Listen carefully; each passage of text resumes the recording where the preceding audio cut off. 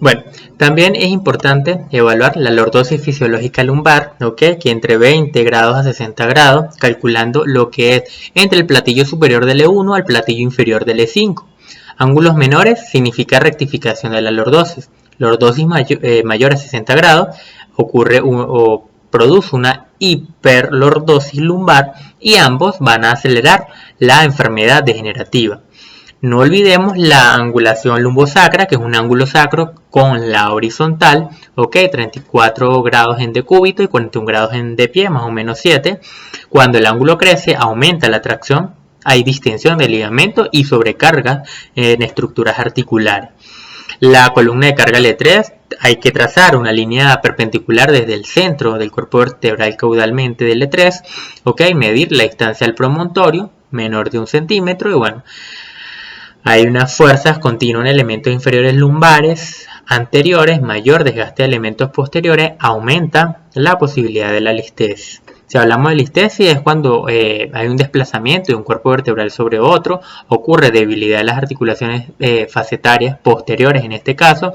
Estas se dividen en anterolistesis, retrolistesis y laterolistesis. Cuando el desplazamiento de la vértebra se produce hacia adelante se denomina anterolistesis y hacia posterior retrolistesis. Si se desliza demasiado, el hueso puede atrapar a la médula o a los nervios y puede ser inestable y bueno, causar la estenosis del canal. También presentar lumbalgia con los movimientos o la bipedestación.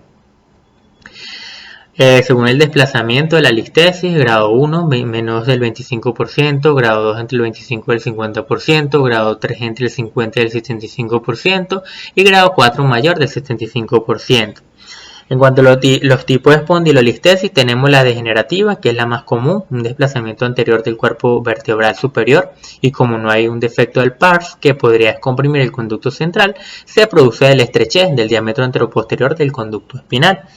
Ahora, una espondilolítica de ísmica, hay un desplazamiento anterior de una vértebra sobre otra, en secundaria a las fracturas de la pars intraarticular. Hay desplazamiento hacia adelante del cuerpo vertebral superior y las articulaciones posteriores del arco neural se alinean con los elementos posteriores del cuerpo vertebral inferior. Y bueno, esto es característico de que el diámetro anteroposterior del conducto espinal aumente en estos casos. También es importante evaluar los ligamentos, ¿ok? Una lesión ligamentaria aislada. Se debe constatar la integridad tanto del ligamento longitudinal, tanto anterior y posterior, y los componentes del complejo ligamentario, interespinoso y supraespinoso, así como también las articulaciones facetarias. Evaluar el tamaño, ¿ok? Del cuerpo, el diámetro transverso, las superficies y bueno. Otra de las causas de la estenosis del canal espinal son las fracturas, tanto a nivel cervical y lumbar.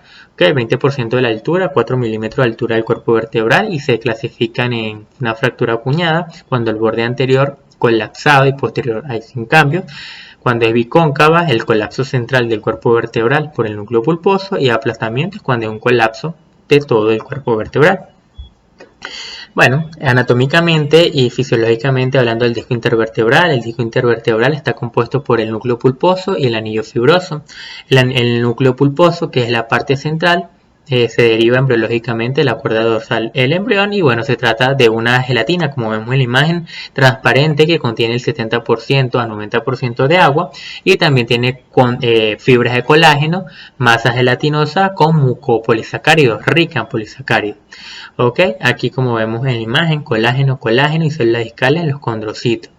También existe agua y proteoglicanos, en donde los proteoglicanos son la piedra angular de las moléculas agregantes basadas en ácido hialurónico que absorben agua como esponja y esto le confiere al disco sano y moldeabilidad y capacidad de reabsorción hídrica neumática.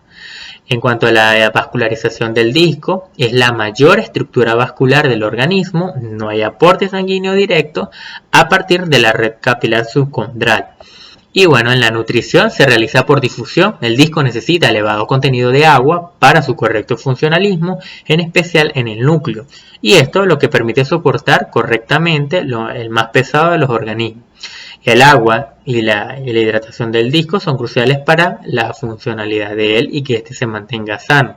La inervación, el disco prácticamente también carece de inervación, pero su inervación es tan solo periférica mediante lo que es el nervio el seno vertebral y también las ramas comunicante gris, procedente de lo que son los nervios raquídeos.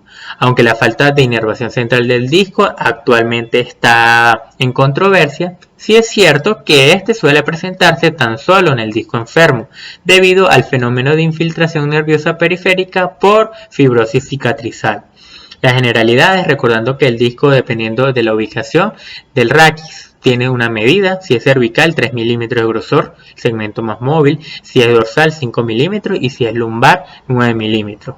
Estos representan variaciones según el nivel donde se encuentre. Aquí vemos la biomecánica en extensión, que es el disco intervertebral. Como vemos en la imagen, de la extensión disminuye su grosor en la parte posterior, aumenta en la parte anterior y el núcleo pulposo se desplaza, como vemos en la imagen, hacia adelante y aumenta la tensión en la parte lo que es anterior del anillo fibroso.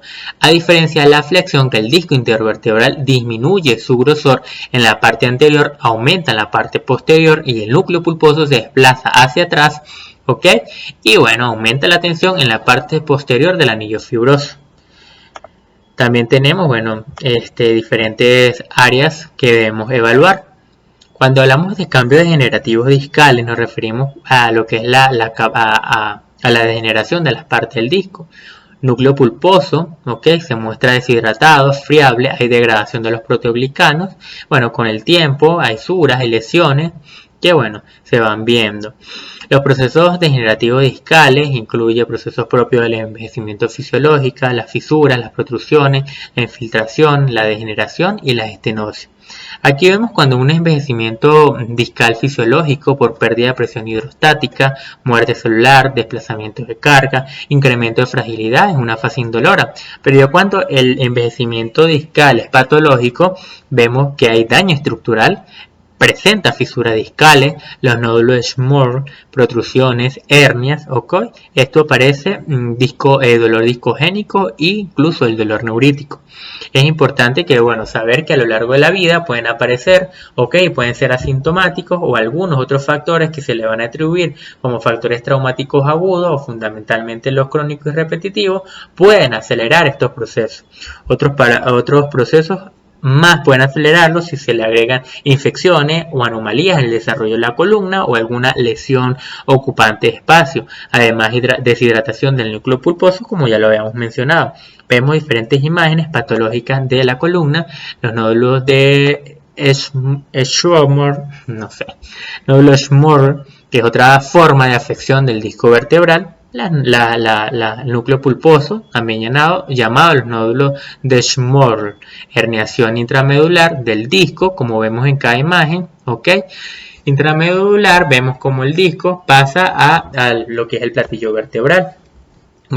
Envejecimiento patológico, valorar adecuadamente el contexto clínico. La confusión de las nomenclaturas no debe confundir una confusión terapéutica. Hay cuadros álgicos muy acusados que mejoran con tratamiento conservador y la hernia discal no es sinónimo de quirófano, muy importante, y es un problema de continente y contenido.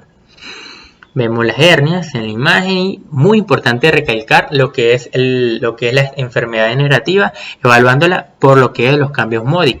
El grupo Modic ha clasificado los cambios de la médula ósea de acuerdo a la resonancia magnética. Tenemos Modic tipo 1, que es un edema de la médula ósea y congestión vascular que dará hipointensidad en señal en T1 y en T2 hiperintensidad. Se realiza por ejemplo, si le agregamos gadolinio se va a realzar. El tipo 2, vemos una médula ósea que va a presentar degeneración gracia, que se detecta hiperintenso en T1 e hiperintenso en T2, y el grado 3, la degradación crónica discal, induce una densa esclerosis en los platillos vertebrales adyacentes, surgiendo hipointensidad en T1 y en T2, y aquí vemos las imágenes de los cambios Modic. Es imprescindible aplicar esta clasificación en toda resonancia magnética y sobre todo si estamos sospechando de una estenosis del canal espinal y que su causa sea de forma degenerativa. Se puede no solo a nivel de la región lumbar, sino en todos los niveles, tanto cervical, a nivel dorsal y a nivel lumbar. Es por ello que también es importante evaluar la cefalocaudal.